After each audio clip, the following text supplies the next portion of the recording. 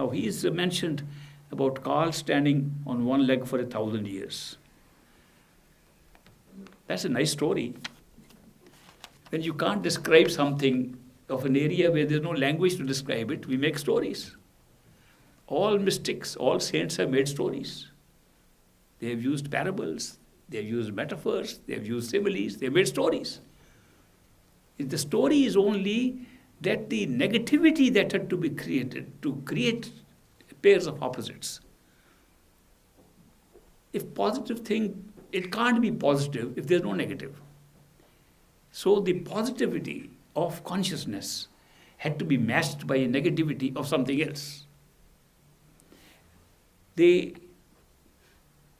consciousness we have defined as soul. Totality of consciousness, totality of soul.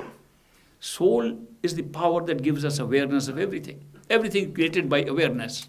And therefore, the soul, the oversoul, the totality of soul creates everything. What can we make as its opposite? We can't make another soul its opposite. That's just the same drama of the soul. We make a negativity which is not a soul and make the whole experience happen. What we call Kaal is not another soul. Kaal has no soul. Kaal literally means time. Kaal literally means the creation of space-time as we know it, so that becomes the opposite of soul, opposite of consciousness.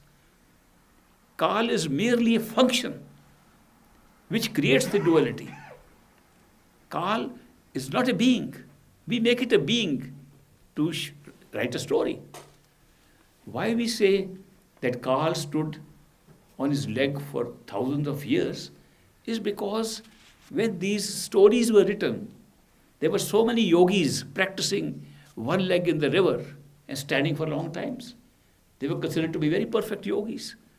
They still do that. If you go to India and go to Haridwar, you see some yogis still standing on one leg in the river, practicing that kind of yoga.